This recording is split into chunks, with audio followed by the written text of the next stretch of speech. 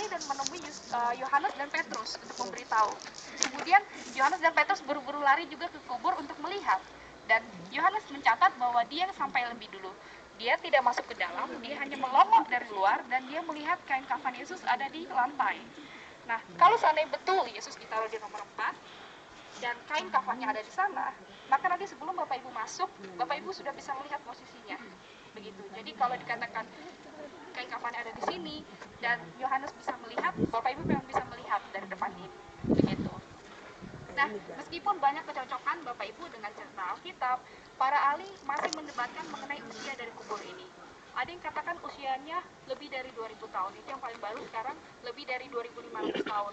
Karena firman Tuhan katakan Yesus ditaruh di kubur yang baru, sehingga kemungkinan besar ini bukan kubur Yesus. Ada yang katakan seperti itu. Nah, tapi kami dari Gardentum, seperti saya tadi katakan, kami tidak ingin membuat klaim bahwa ini tempatnya sebelum tentunya ada penemuan yang lebih baru lagi yang betul-betul mengkonfirmasi bahwa ini betul kubur Yesus.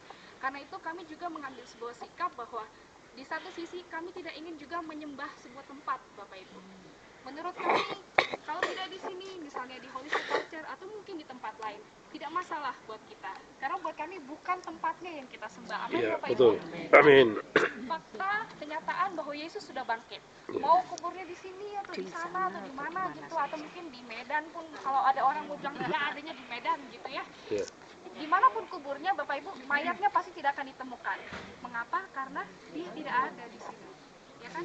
Sebagaimana malaikat itu berkata kepada Maria Magdalena, jangan takut. Orang yang kau cari dia tidak ada di sini. Karena Yesus sudah bangkit. Dan ini pesan yang pengen kami bagiin kepada semua orang yang datang kepada Gardentum, Bapak Ibu. Jadi Gardentum ini dikunjungi bukan hanya oleh anak-anak Tuhan juga, dari baik yang Kristen, baik yang Protestan, Katolik, dari aliran Mormon juga datang ke sini. Dari orang Yahudi, orang Arab, semua datang kemari. Dan ini kerinduan kami ingin bagikan kepada semua orang. Dan ketika Bapak Ibu datang kemari dan nanti melihat misalnya Skull Hill, Bapak Ibu akan diingatkan bahwa tadi saya katakan Golgota itu atau Bukit Tengkorak atau tempat tengkorak itu adalah tempat eksekusi.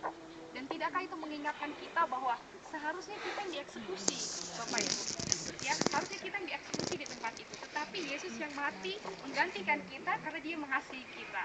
Dan nanti kalau Bapak Ibu misalnya melihat pengolahan anggur yang ada di bawah, tadi saya katakan, untuk mengolah anggur itu bijinya tidak boleh sampai pecah, Bapak Ibu. Di luarnya boleh pecah, tapi yang di dalam tidak boleh pecah. Dan ini juga apa yang firman Tuhan katakan. Tubuh kita ini boleh binasa. Tetapi Yesus katakan, apa artinya engkau memiliki seluruh muka bumi ini, tapi jiwamu binasa. Apa yang ada di dalam kita itu jauh lebih berharga.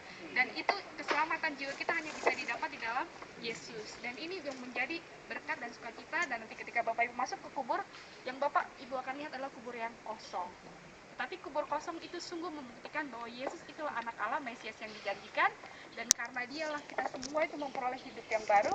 Dan suatu saat, seperti lagu katakan, sebab dia hidup ada hari esok. Jadi suatu saat saya juga akan mati, Bapak Ibu juga akan mati. Tapi kita masih punya pengharapan, karena suatu saat kita akan dibangkitkan dan bahkan bertemu muka dengan Tuhan Yesus. Nanti kalau Bapak Ibu turun ke bawah, saya sarankan untuk hati-hati karena tanahnya tidak rata. Jadi hati-hati untuk turun ke bawah. Dan juga nanti kalau Bapak Ibu turun ke bawah bisa lihat ada pengolahan anggur di sini. Kalau mau lihat tempat penampungan air bisa lihat di sana. Dan kalau jalan ke sana itu nanti bisa lihat Skull Hill. Dan juga di belakang ini kami ada toko, Bapak Ibu. Jadi kalau sebelum keluar bisa juga kalau misalnya mau berbelanja, karena ada banyak barang juga mungkin Bapak Ibu tidak bisa dapat tempat lain, bisa berbelanja ke toko. Oke? Kalau ada pertanyaan, Bapak Ibu boleh tinggal terakhir, boleh ngobrol sama saya.